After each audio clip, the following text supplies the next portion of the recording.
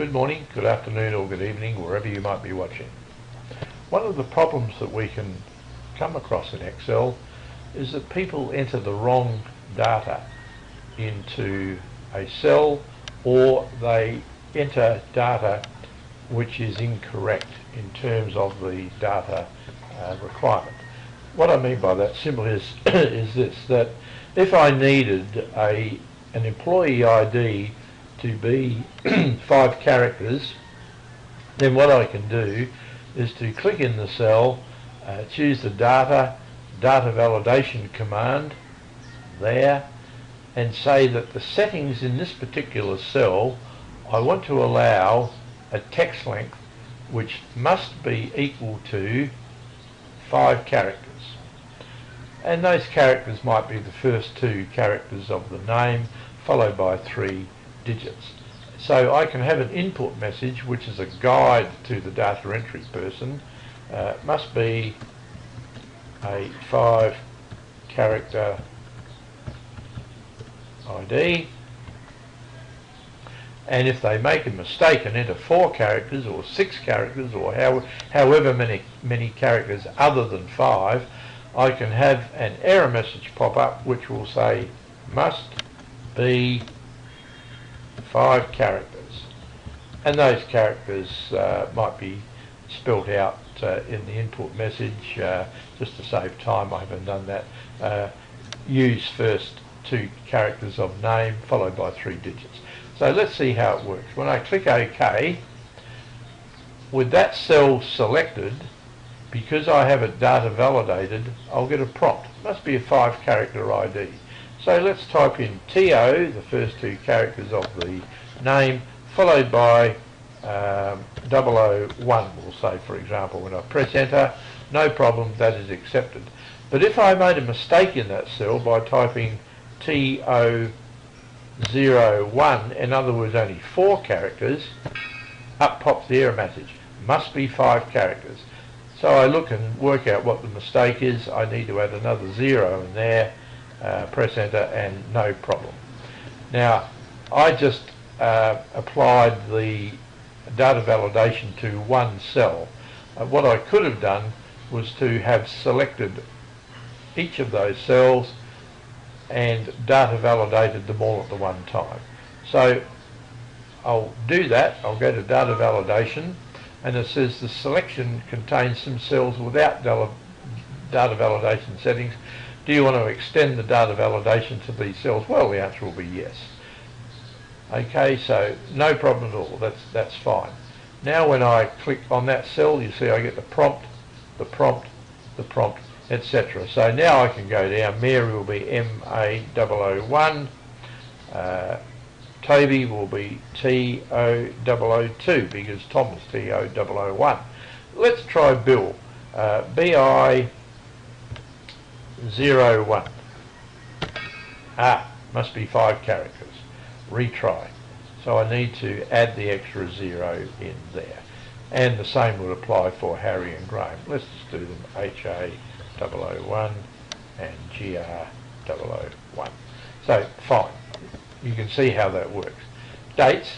I want the start date for each person to be at least earlier than today. So I do that by selecting the cells that I want to validate. Remember the golden rule of all computing: select then do.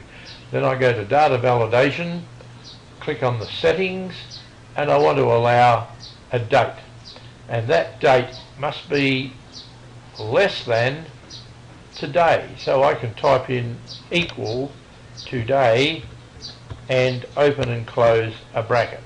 And now when I click OK, those cells are validated. And what I can do now is to say, well, Tom started on the 12th of April 2003.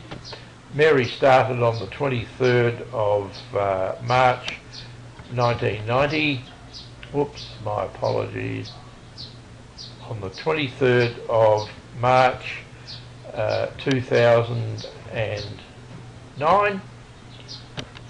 And Toby will say started on the 28th of April 2016, an obvious mistake. So what will pop up? The value you have entered is not valid, retry. Oh, we actually started on the 28th of February 2015. 2015. So the dates work like that, and we can continue on with the other three if we wished. The salaries can be data validated because we want the salary to be a minimum of $10,000 for whatever reason. It might be a union situation, who knows what. It might be a company policy that people need to be paid more than a certain amount. So we're going to select the cells we want to validate and go into data validation and make the settings in these cells a whole number which must be greater than 10,000. And we'll click OK. So Tom's salary is 45,000. No problem. Mary's salary is 35,000. No problem. Toby's salary is entered, he is actually on 67,000, but somebody leaves off one of the zeros and the value of entered is not valid. Retry. What's the problem? We've left the zero off. That is how it works. So now we have data validated all of those cells for IDs, for the text length, the start date for dates, and the salaries for numbers. Those are the three most popular data validation settings that we have in Excel. There are others, but these are the three most popular. So hopefully you can error trap your spreadsheets easily now from a data entry point of view. Remember, data validation.